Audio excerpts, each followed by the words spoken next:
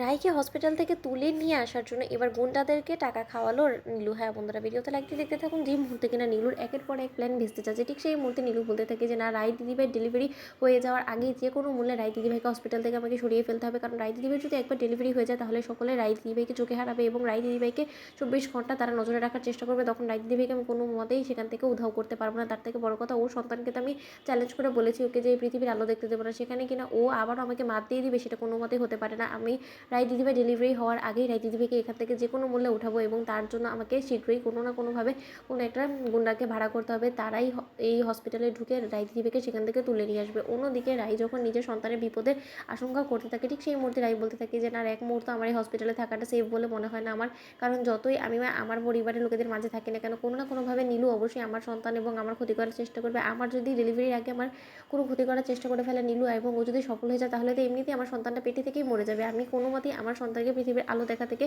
ওকে বঞ্চিত করতে পারবো না। যত শীঘ্রই সম্ভব আমাকে এখান থেকে পালানোর একটা ব্যবস্থা করতেই হবে। অন্যদিকে নীলু গুন্ডাদেরকে ভাড়া করে বলতে থাকে যে তোমাদের যত টাকা দরকার আমি দেবো, কিন্তু তার শর্তে আমার কাজটা যাতে ঠিকভাবে হয়ে যায়। আর যদি এর কাজে কোনো রকম কোনো ত্রুটি থাকে বা যদি কোনো রকম কোনো তথ্য প্রমাণ তোমরা পেছনে ফেলে আসো যার ফলে কিনা পুলিশ আমার অবধি পৌঁছে যায়, তাহলে কিন্তু আমার থেকে খারাপ কেউ হবে না, এই কথাটা মাথায় রেখো। ঠিক সেই সময় সেই গুন্ডারা বলতে থাকে যে ম্যাডাম, আপনি যখন একবার আমাদের চাহিদা অনুযায়ী টাকা দিয়ে ফেলেছেন তাহলে আপনি একদম অবশ্যই টেনশন করেন না, এরকম কাজ আমরা অনেক আগেও করে এসেছি আর তখন কেউ আমাদেরকে ধরতে পারেনি, তাহলে আপনার অবধি পৌঁছানোর তো প্রশ্নই ওঠে না, আপনি একদম নিশ্চিন্ত থাকতে পারেন, আপনার কাজটা হয়ে যাবে। অন্যদিকে যখন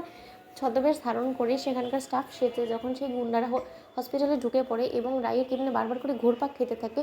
ওয়ার্ড বয় সেজে, ঠিক সেই সময়ে রাই বলতে থাকে যে কী ব্যাপার, এতগুলো ওয়ার্ড বয় আমার রুমের আশপাশে কেন ঘোরাঘুরি করছে, কেন জানি না আমার মনটা বড্ড বেশি কু গাইছে, কেন জানি না আমার মনে হচ্ছে যে এরা নিশ্চয়ই কোনো না কোনোভাবে নীলুরই হাতের লোক এবং নীলু ইচ্ছাকৃতভাবে ওদেরকে পাঠিয়েছে যারা ওরা আবার কোনো রকম কোনো ক্ষতি করে দেয়। কিন্তু নীলু, এই যাত্রায় তোর খেলা আমি শেষ করে দেবো, তোর গোটা খেলার চাল আমি ঘুরিয়ে দিব, এবার তুই দেখ আমি কি করি। অন্যদিকে রাই যখন কষ্ট মষ্ট করে অনেক বেশি যন্ত্রণায় কাতরাতে থাকে, ঠিক সেই মুহূর্তে রাই বলতে থাকে যে না ঠাকুর, তুমি আমাকে শুধু এতটুকু ক্ষমতা দাও আমি যাতে আমার সন্তানকে পৃথিবীর আলোটা ভালোভাবে দেখাতে পারি, তার জন্য যত কষ্ট সহ্য করার হোক আমি করবো, কিন্তু তার সত্ত্বেও গুন্ডারা যাতে আমার অবধি না পৌঁছাতে পারে তার জন্য তুমি আমাকে কোনো একটা পথ দেখাও যাতে আমি গুন্ডাদের হাত থেকে আমার সন্তানটাকে অন্তত রক্ষা করতে পারি।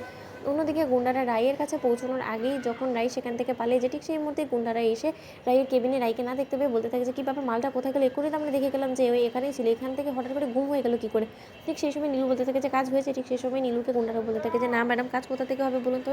যে মানুষটাকে কিনা আপনি আমাদেরকে কিডন্যাপ করার জন্য বলেছেন সেই মানুষটাই তো উধাও হয়ে গেছে, সেই মানুষটাকে তো আমরা কোথা থেকে খুঁজে পাচ্ছি না। ঠিক সেই সময় নীলু বলতে থাকে যে সব অপদার্থের দল কোথাকার, তোমাদেরকে একটা কাজ দিয়েছি সেই কাজটা তোমরা সম্পূর্ণরূপে ভালোভাবে করতে পারো না, আবার আমার কাছ থেকে কোনো রকম কোনো টাকা চাওয়ার যদি ইচ্ছা প্রকাশ করো না তাহলে আমার থেকে খারাপ কি হবে না, কথাটা মাথায় রেখো। তো বন্ধুরা, ভিডিওটি ভালো লেগে থাকলে অবশ্যই লাইক, শেয়ার, সাবস্ক্রাইব করতে ভুলো না।